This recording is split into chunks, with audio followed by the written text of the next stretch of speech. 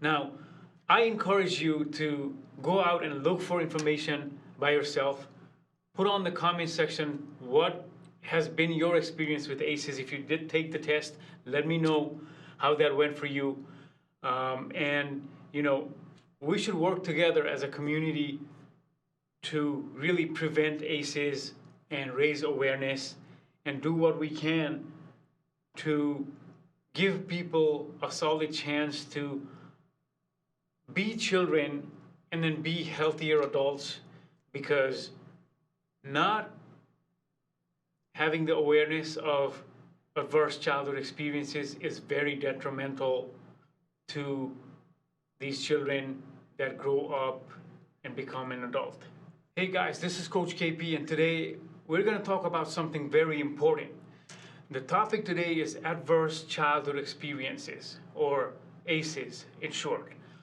So I've been doing a lot of research and learning about trauma, and one of the things that keeps coming up over and over again is the ACES study and how adverse childhood experiences cause so much permanent damage to a person that as an adult there are dire consequences to people that score very high on the ACES test.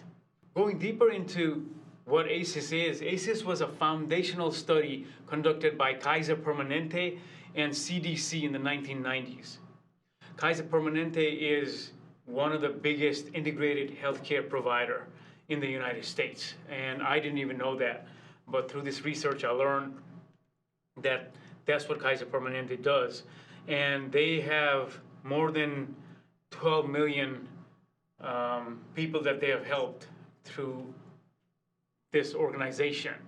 Now, this ACES model has been adopted worldwide since the 1990s. The ACES test has been translated to numerous languages, and it's not copyrighted, and there are no fees for their use. And it's very rare to have an assessment like that in the field of counseling, psychology, to be free. So who can administer the test? The ACES test generally gets administered by psychologists and counselors, mental health counselors, but there's really no restriction on using it. The tests are available online. Many different websites and governments have adopted this test and sort of made it their own. So as you can see, the conventional ACEs has three different sections: abuse, which is physical abuse, sexual abuse, and verbal abuse; neglect, which contains of emotional and physical neglect; and then dysfunctions, substance use, mental health issues such as depression, major depression, anxiety, various disorders, domestic violence, incarceration in the family system, separation, divorce of the parents. And then the extended ACEs extends the conventional ACEs by 5 different areas: bullying, such as bullying in your community or in a school system; community violence; neighborhood safety; racism; living in foster care. So all of these ACEs make up the number of ACEs that people can inherit as a part of growing up in a dysfunctional, abusive, neglectful scenario, as we just saw here. Adverse childhood experiences is really insidious and very detrimental to adults that grow up facing those experiences, because the chance of a person with 4 or more ACEs, that is score of 4 or more in the ACEs test, and again this test is freely available anywhere. You just Google ACEs and take the test if you feel like doing it. 67% of the people in the United States have 1 or more ACEs.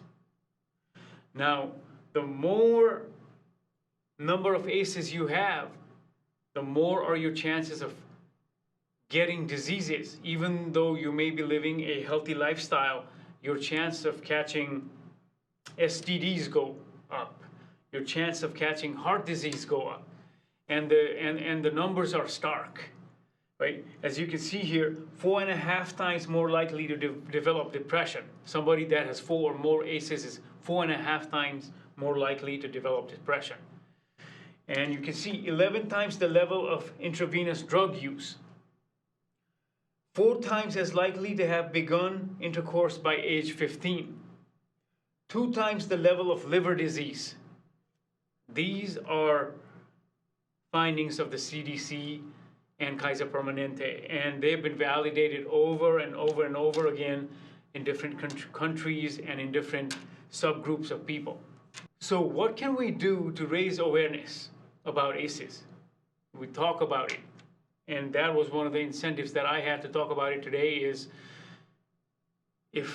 even if a few people hear about me talking about ACEs and this is the first time hearing it, hopefully they will talk about it with more people and raise awareness. Change how people think about abuse and neglect and dysfunction in the household. And maybe certain families that learn about ACEs will change their course and actually decide that they do not want this trauma to be passed down to children after children after children, generation after generation. There may be a conscious choice as a result of knowledge, right? So that's what we are doing. We're raising awareness. When we raise awareness around ACEs, it also destigmatizes the problem. Then people become more likely to ask for help in their family systems as things are ongoing. As abuse, neglect is happening, people are more inclined to reach out for help, which may end the ACEs cycle, which may mean the person, if they hadn't gone through, the child, if they hadn't been through an intervention, may have scored much higher on the ACEs later and developed all of these potentially harmful diseases and conditions later in life. And now they are better off because somebody chose to actually listen and awareness was raised around that. There is a big public policy cost that is associated with these health conditions that we may be able to prevent by raising awareness around ACEs. Okay. As they're saying on the slide, for example, 2.5 million cases of overweight and obesity can be reduced. These are stats by the CDC. Now, I encourage you to go out and look for information by yourself. Put on the comment section what has been your experience with ACEs. If you did take the test, let me know how that went for you. And, you know, we should work together as a community to really prevent ACEs and raise awareness and do what we can to give people a solid chance to be children and then be healthier adults, because not having the awareness of adverse childhood experiences is very detrimental to these children that grow up and become an adult. And if you're in the helping profession like myself, if you're a caregiver and someone is expressing their adverse childhood experiences, whether it's a child or an adult, please listen and don't judge them.